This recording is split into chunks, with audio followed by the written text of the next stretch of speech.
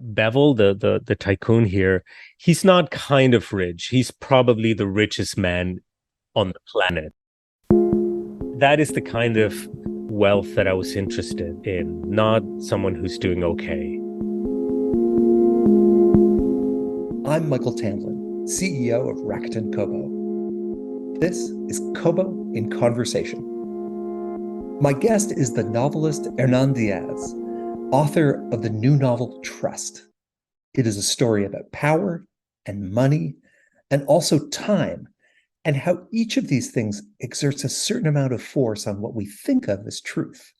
He's also professor at Columbia University in New York and the author of In the Distance, a finalist for the Pulitzer Prize and the kind of literary Cinderella story that is often dreamt of but rarely heard. Hernan Diaz, welcome to Kobo. Hi, Michael. Thank you for having me. I just described Trust as a story, and I'll probably through the course of this conversation also refer to it as a novel, but it's really several stories. A novel, a memoir that soon reveals itself to be an incomplete manuscript, then an actual memoir, but not about the same person, and then a diary, all bound up in money and wealth. And that's, I would say my imperfect description of Trust, but I'm interested in how you describe it. I think that was actually a very apt description of what the novel is. And in general, I am interested in literature that is trying to figure out what literature is in the act of writing itself. And I think your description of the novel is actually very adept and spot on. Uh, and I think perhaps this manifold structure that it has is best explained by the title itself. If it has these four parts, it is because I was hoping that the novel would be an invitation for the reader to question the kind of assumptions that we always have when walking into any kind of text. Assumptions that are based on context, that are based on voice, that are based on genre, on the channels through which texts circulate. In short, there is a whole constellation of determinations that make us uh, expect that certain narratives will be more robustly anchored in truth, whereas others will be excused from having a relationship to truth. Both of these things to me are equally questionable, and this is what Trust is trying to do by exploring these genres that you mentioned: historical documents, fiction, personal papers, and so on and so forth. Again, asking the reader to ask themselves in turn um, um, what their expectations were and what their assumptions were as they started to read, and hopefully each section will make readers revise those assumptions and preconceptions. One of the themes running through Trust is about very rich people and the corrosive effects that wealth can have on truth. And set in the late 1800s and going on through the 20th century, uh, those are themes that seem especially current today, where we have headlines filled with very rich people trying to bend reality to their will.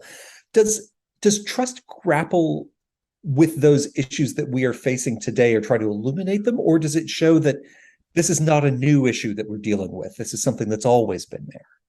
I think it's a blend of both things that you said. I think I wouldn't have thought of writing this novel if I hadn't felt that this was something weighing on my mind and my perception of reality and my everyday life. And the novel was written mostly during the Trump administration, when everything that you just described was felt very acutely.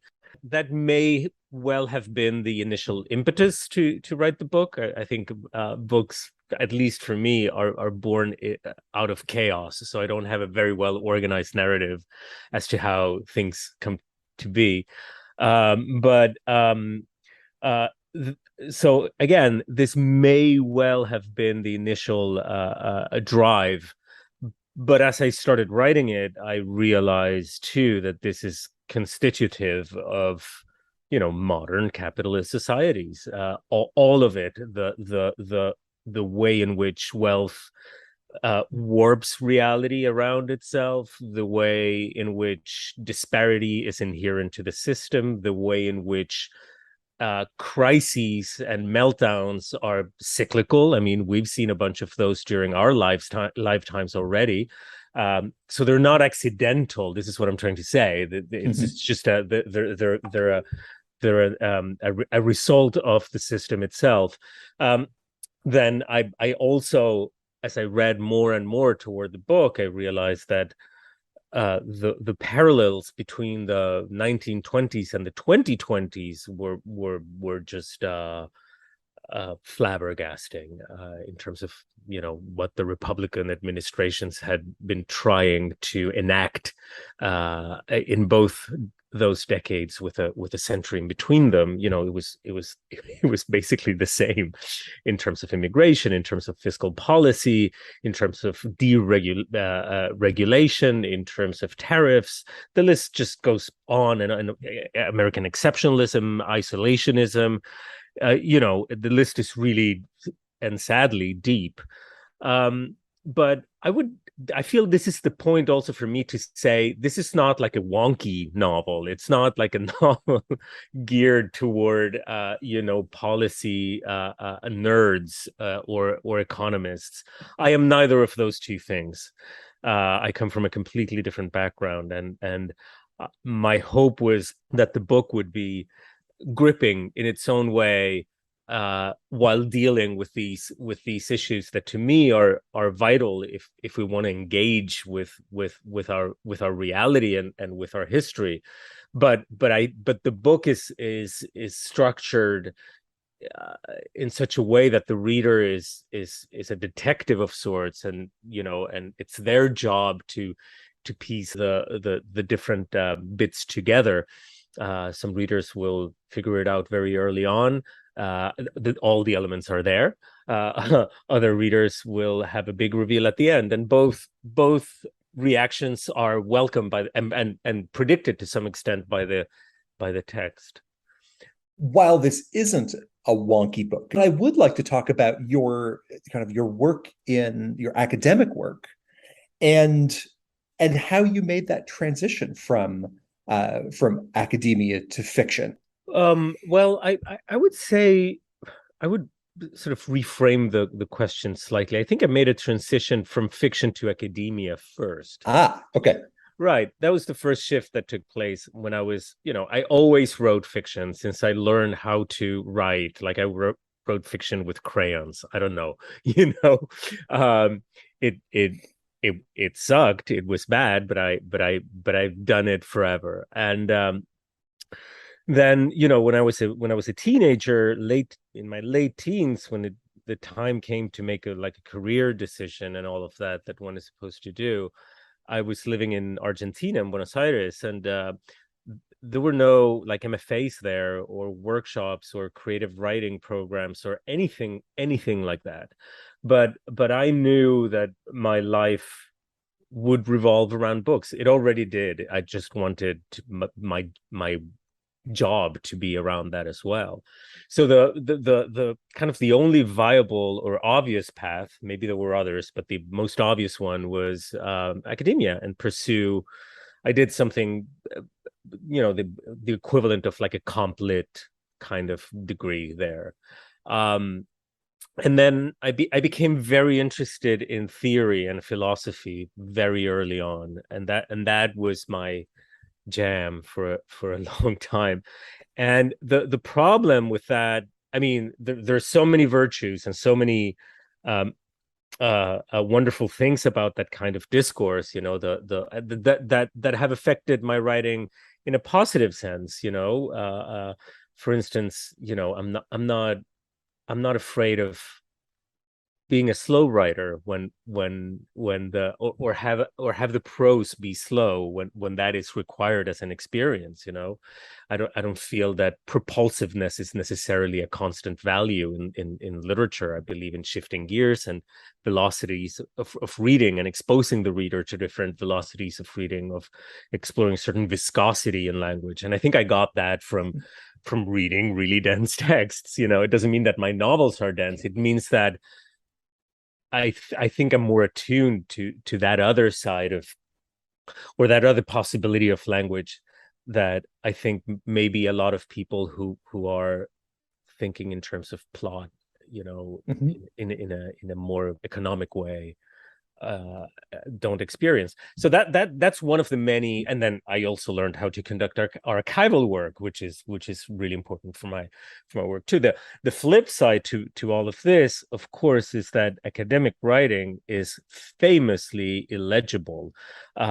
It's is purposefully convoluted, and it often confuses obscurity with depth. um and I wrote like that for a number of years, because that's, you know, how you get your academic papers published. It's part of, you know, it's a genre convention just as any other. But I became less and less interested in that kind of, I wanted to be lucid. I wanted to be understood. I wanted to very clearly make sense. I wasn't there was a kind of resistance in that kind of syntax, in that kind of lexical um fetishism, you know, that you find in academia. You know, that you think that just, it's almost like magic. You think that just by uttering these concepts, you're producing thought. You're not. You're just repeating, you know, these concepts whose meaning, you know, not always is properly engaged with. So so slowly, and then there were also sort of biographical, you know, contextual reasons for me to withdraw a little bit from academia. Things weren't going exactly the way in which I wished they were going, and I always found solace in fiction. I also should say this, and I hope I'm not angering any of my academic colleagues. I also found that a lot of language departments had turned away from literature and were now focused on things that had very little to do with it. I'm not saying those things are not interesting. All I'm saying is that's not why I went into that whole thing to begin with. I was always about literature, and suddenly we were doing, I don't know, art, fiction, law, history, all of these things. Um, anyway, so I doubled down on my fiction writing, which did not take off at once. Like, I lived in rejection land for a Mhm. super duper long time. Sorry, that was a super long answer. You can just chop it into little bits, and yeah. I would leave it just as is.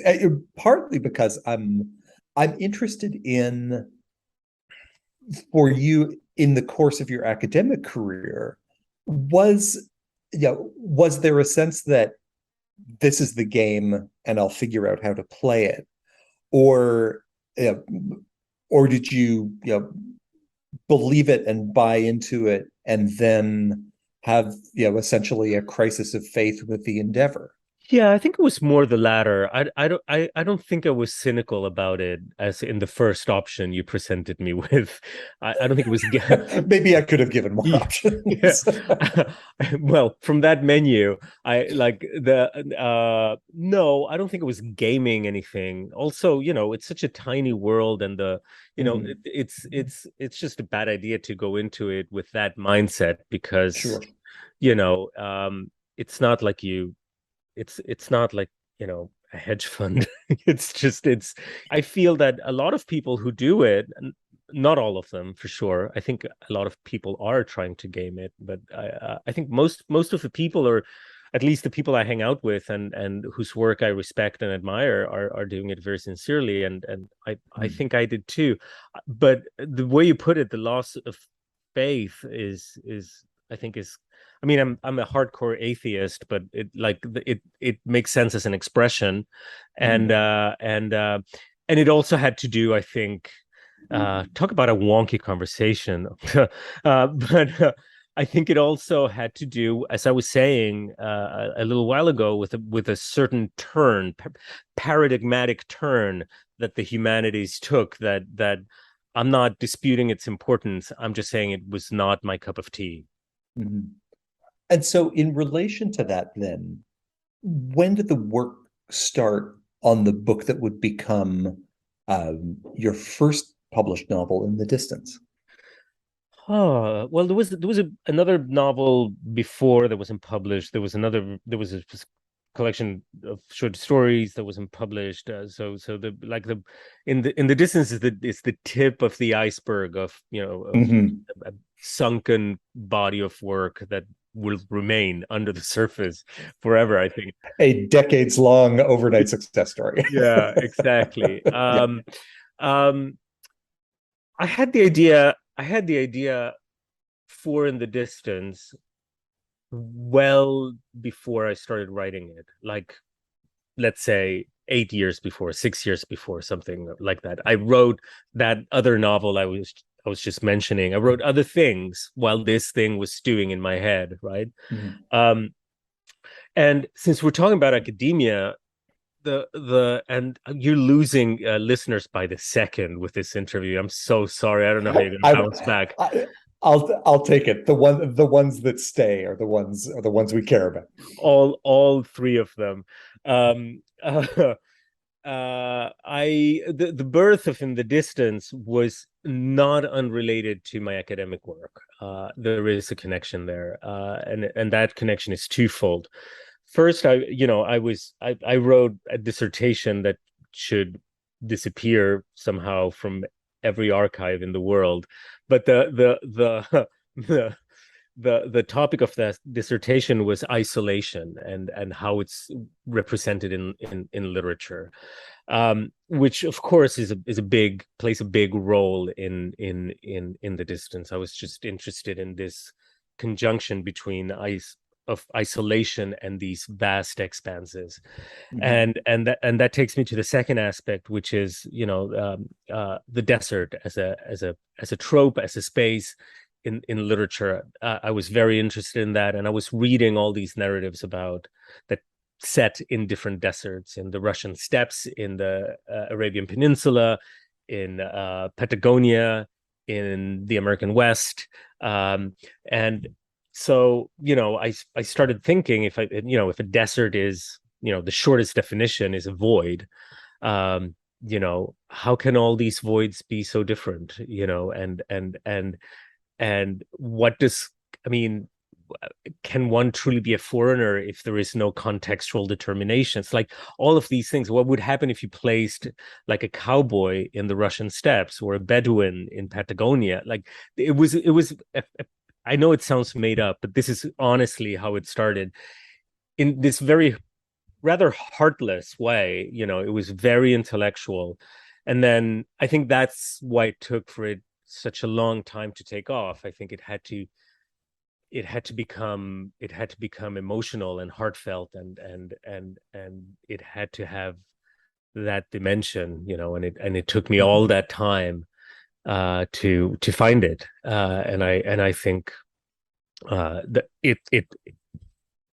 it overcame and surpassed all these other intellectual concerns that I was just trying to summarize for you. I think it is a profound, for me. I mean, I don't know if it comes across, but for me, it's all about the sort of the emotional atmosphere of that extremely isolated character. So that ended up becoming the thing.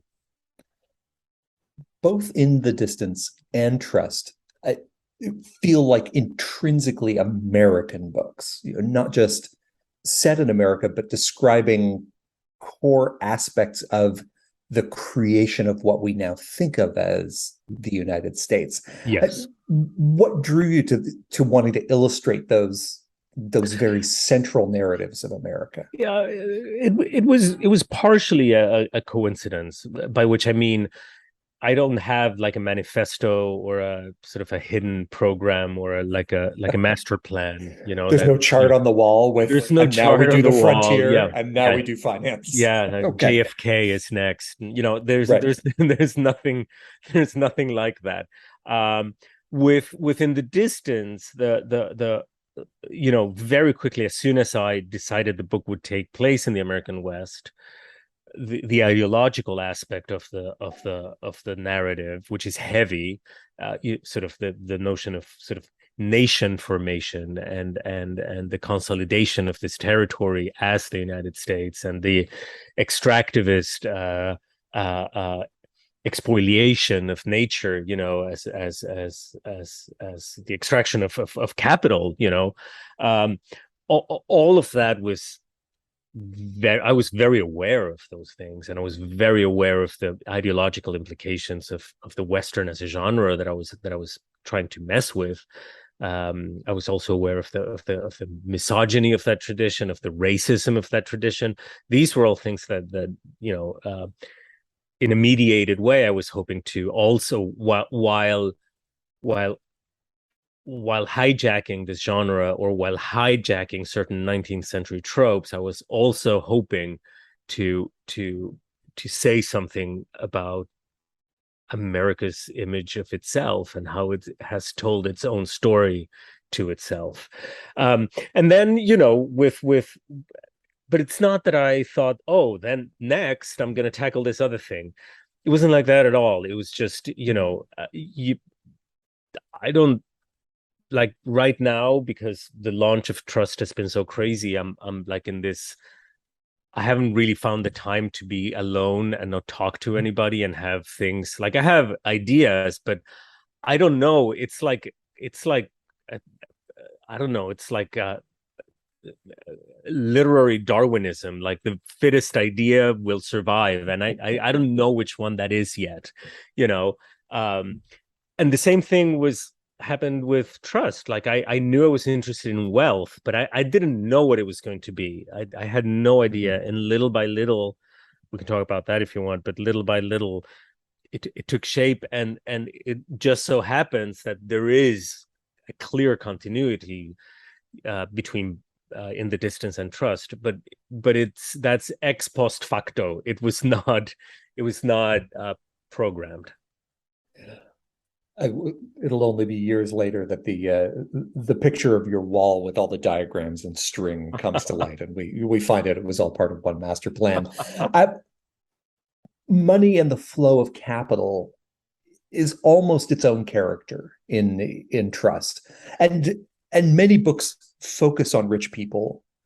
You took particular care in talking about how your characters got rich, about the mechanics of finance that constructed their influence and power. Why was that important to you? It was important because, and again, somehow we keep bouncing back to academia. Like, whenever I think of what I'm writing, I'm always thinking of the tradition that pre-exists whatever it is that I'm doing, and that's important to me. There are all kinds of writers. I'm the kind of writer who likes to engage with the ones who came before me and maybe had something to say about what I'm saying. I think literature is one of the main materials of literature, right? And I think it's, to my mind, I'm not imposing this on other people, it's just the way I think.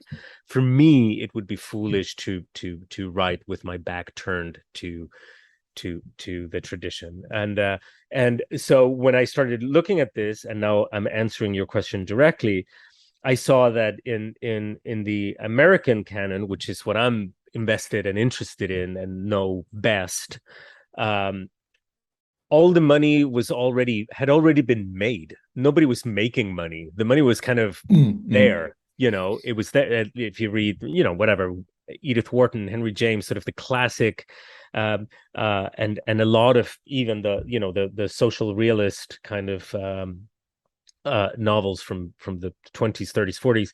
The money is there. It's seldom made. There are very few examples, and that to me was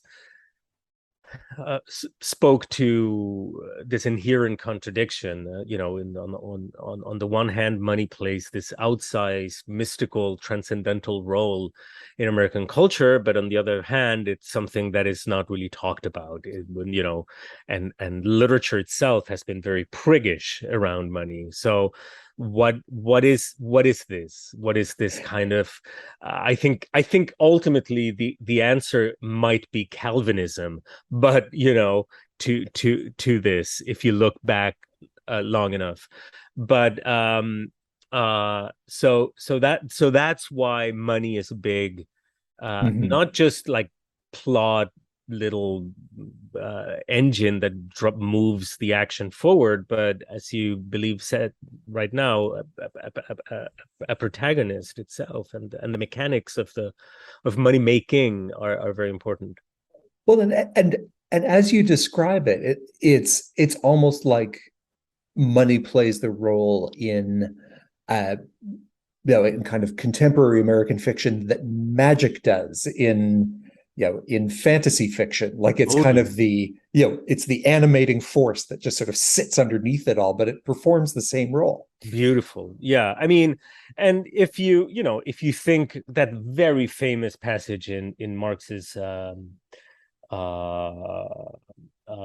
Capital, when he talks about the fetishism of commodities, where commodities seem to take this life of their own, and the table is dancing, and it's an overly quoted passage, but I think it relates. I love what you said about fantasy, this animating force, for sure.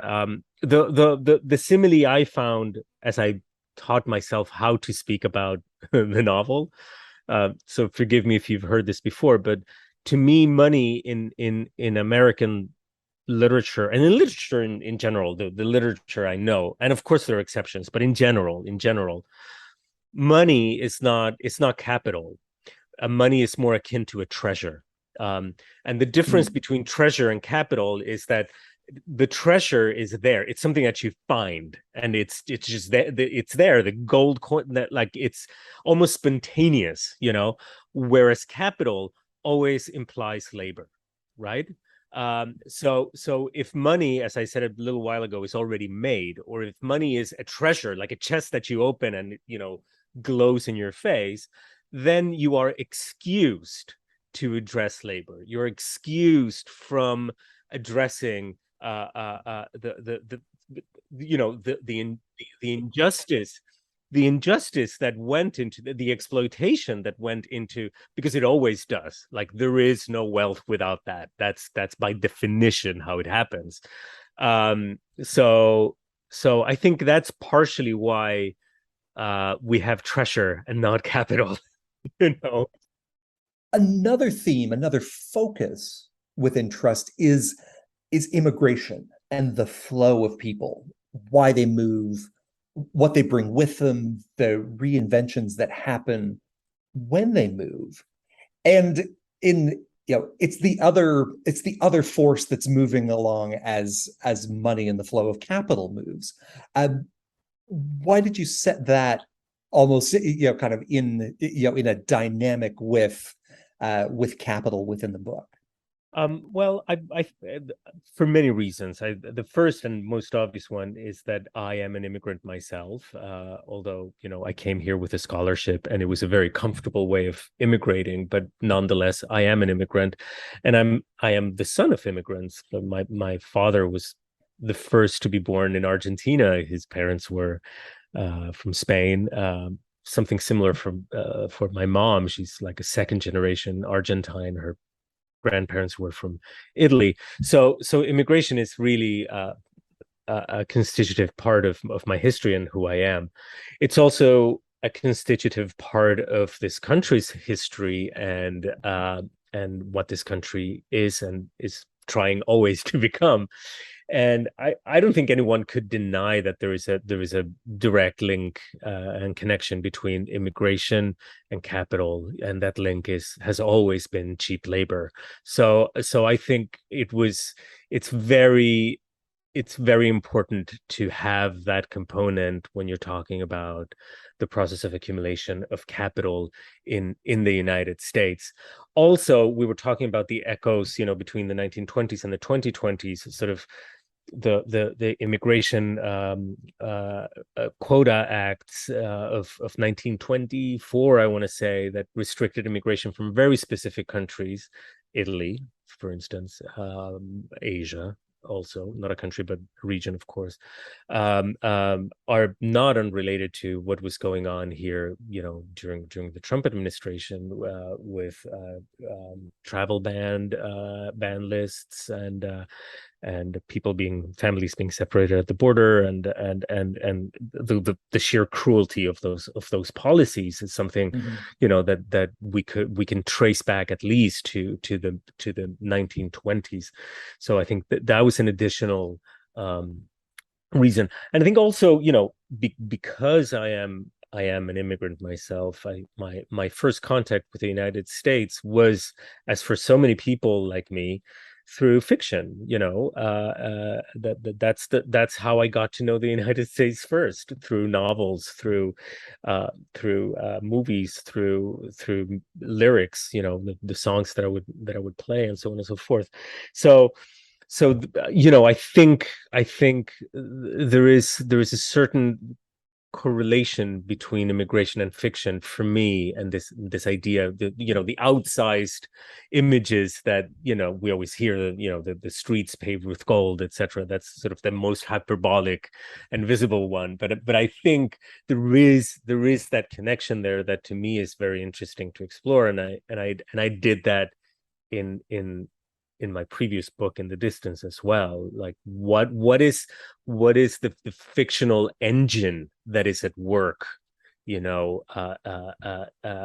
it comes to immigration? There is a fictional depiction of the United States, that is in stark contrast, most immigrants very soon discover, with its reality. And I'm so glad that you brought up that aspect of labor and capital. First of all, because I was just struck by the very clear geographic divide that you set up within the book, where capital is literally on one side of the river and labor is on the other. But also because in talking about it, you've officially broken our record for the largest amount of Marxist dialectic that's been included in an interview, and that deserves, I think, some kind of celebration. Wow. Okay. But yeah, no, definitely the divide was very real. It was two different universes on either side of the East River, and since you brought up Marxism, it's important to remember too that the Italian community, while utterly segregated until not that long ago, culturally and racially too, was all this very community was instrumental in the attempt at the turn of the century, and on to the first decades of the 20th century, for the attempt, I was saying, of trying to establish some form of organized labor movements that were ruthlessly, bloodily stamped out by the Republican administrations of the time, and erased. Talk again about bending, aligning reality, and erasing voices. Like there is very little trace of and we don't speak enough about the traces that remain, of these social movements of the first decades of the 20th century, and I think they're massively important. The men of trust are quintessential historical financial titans, almost like cutouts from Forbes. They are driven and skilled and savvy, and they move markets and make fortunes. At the same time, as characters, they're kind of barely there. They're almost rendered like that profile that you would find in a 1930s issue of Fortune.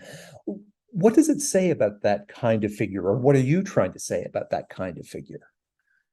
Um, Well, I'm glad you brought up the word men because I was hoping we could talk about how gendered these narratives are, and I think at the core of this project is exactly that, to revise what I believe is a constitutive kind of erasure and silencing of women in narratives of accumulation, and I think that's a very important thing to talk about at greater length, perhaps. But um, I I I think there's essentially one man above all the others here in Trust, and what I was trying to do with him, he has a few different incarnations, but it's always essentially the same man. I think twofold. I mean, there are two sides in which we could talk about this. The first one is obviously the myth of the self-made man. It's always a self-made man. I use the word deliberately, and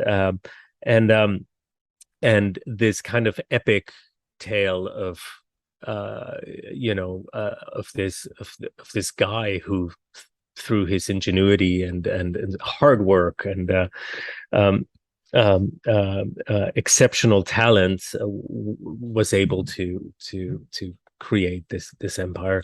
And we know this is just simply untrue, just because of the mere nature of capital that we were discussing before. So capital contains multitudes. This is just how it is.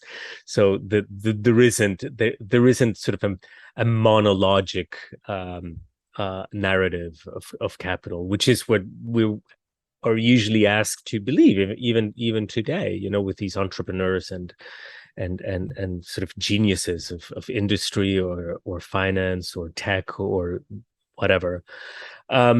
So that's the first thing. But then you said they're barely there, and I will sort of gently take issue with that. Okay. I think I think in the first book, Bonds, the novel within the novel, it was very intentional, to have, if you look at the book, there are no physical descriptions. There's only one line of dialogue that is one word long.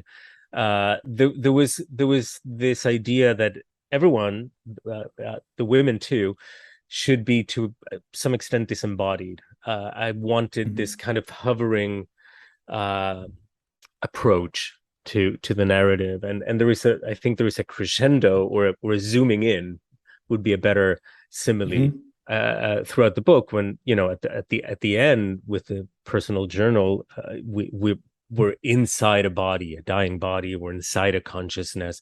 And I just want to say, here I was specifically trying to not talk about the Oh, that's very kind. end. But so that is part of an arc that I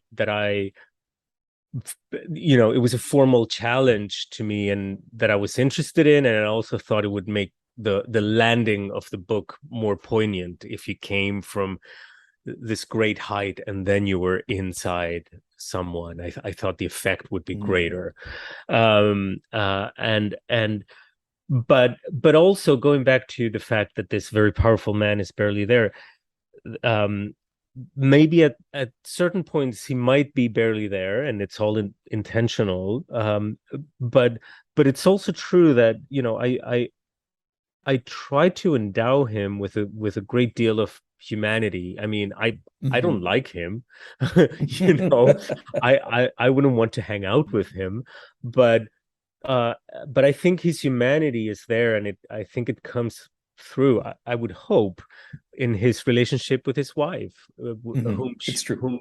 whom he really, really profoundly reveres, loves, in this absolutely transcendental way. She doesn't love him back, but it's never mean or demeaning, or doesn't humiliate him in any way. It's not reciprocal in any way. and Mhm. um and that is his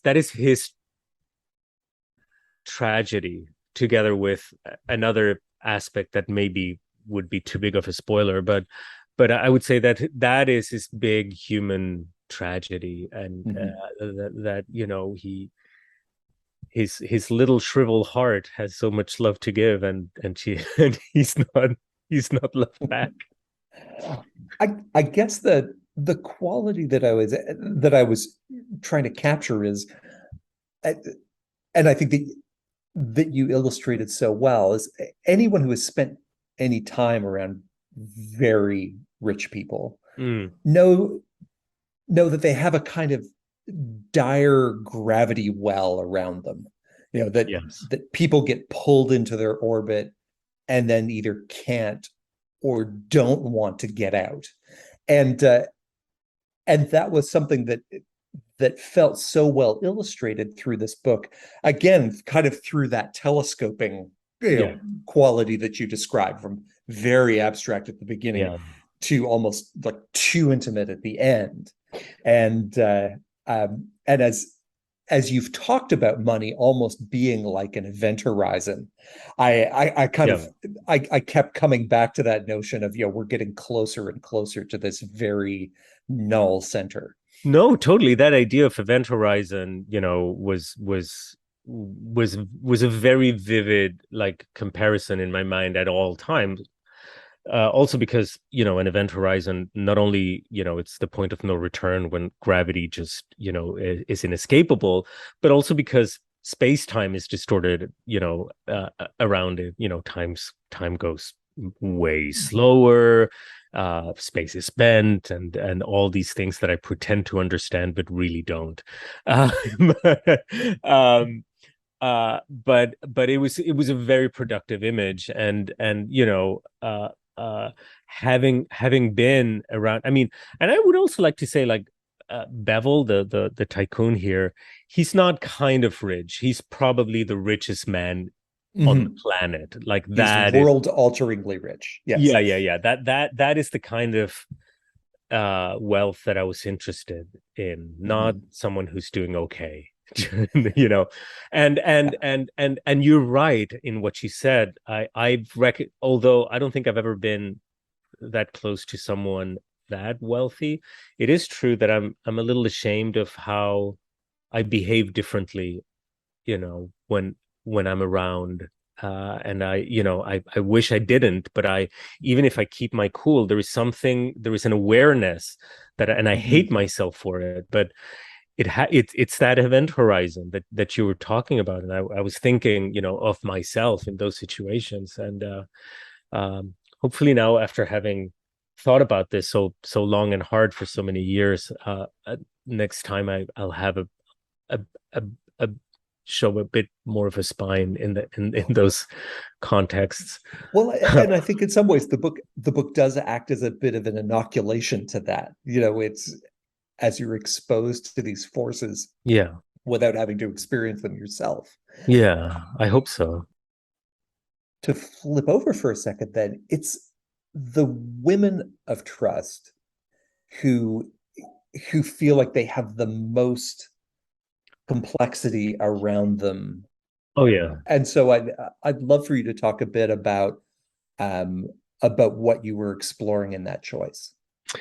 Well, we talked a little bit about the genesis of this, which is Mhm. just their sheer absence from these narratives, and also just their absence in general. Like, if you look at the United States, when women were allowed to open a bank account or trade, it's preposterous. It wants to make you weep.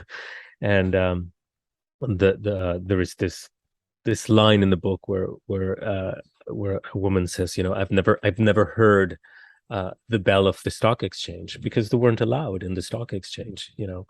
Um, so I was trying to that was a major motivation, and in general, the voicelessness of women around this particular topic, specifically, and I feel that's when the project really took off for me, was when and the four books emerged, the all the the formal quirks took shape around the issue of voice. And I made the decision. It was very clear to me that it would be a wasted opportunity just to talk about voice and to thematize voice Mhm. instead of enacting voice, instead of having different voices actually heard and having a polyphonic novel. Like, make this the form of the book, don't make it the topic of the book. Mhm. uh so that's really, really when the book did like this mind warp, and I was like, oh, that's what this book is.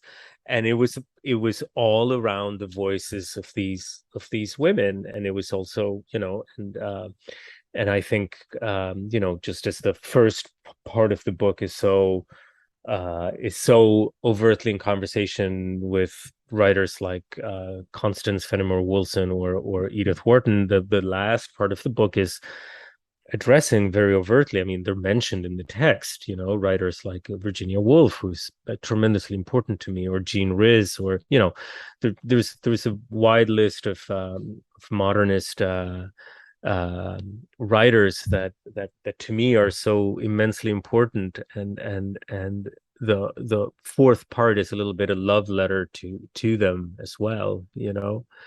Gertrude Stein is there everywhere, who's a writer I love so much. And Iris Arrigo. I mean, I'm kind of cheating because I'm looking back, and this is the I have my trust shelf there. I read a lot of Marianne Moore too. What else? Anyway, it's yeah.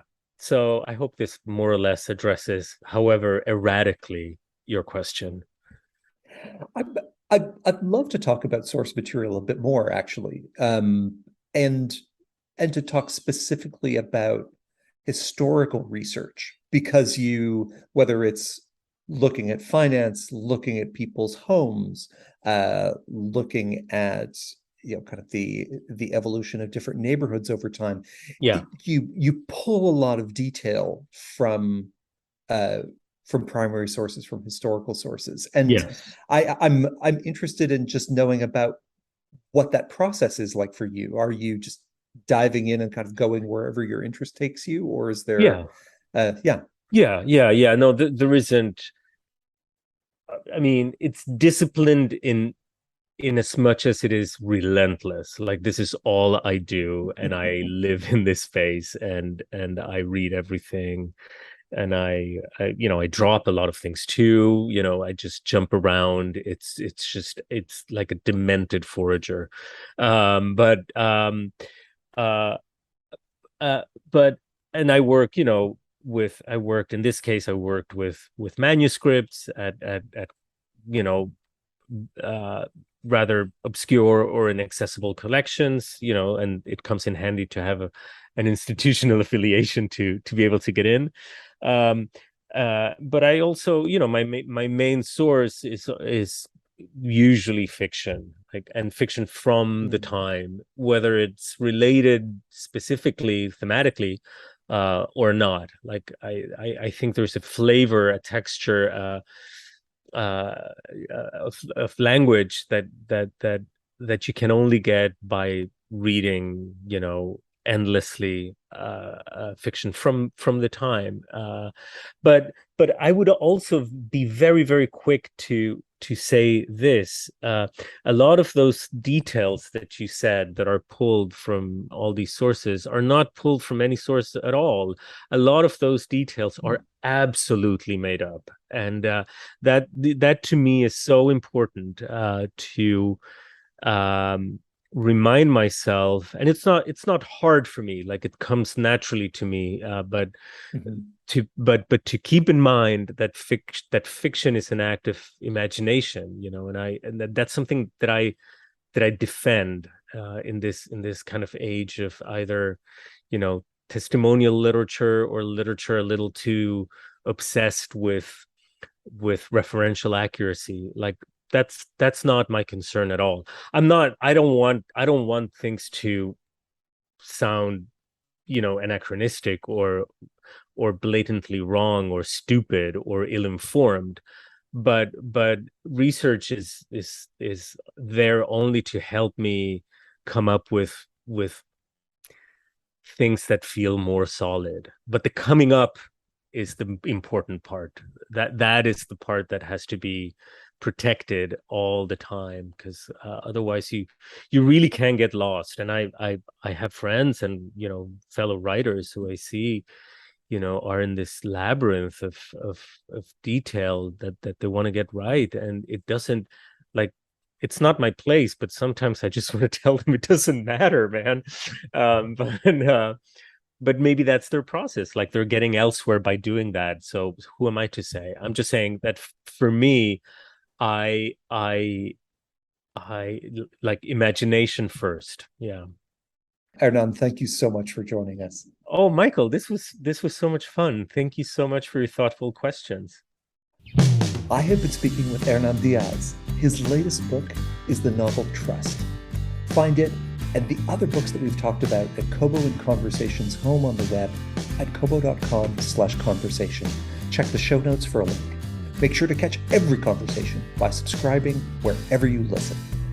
Kobo in Conversation is produced by Nathan Maharaj and hosted by me, Michael Tamlin. Thank you for listening.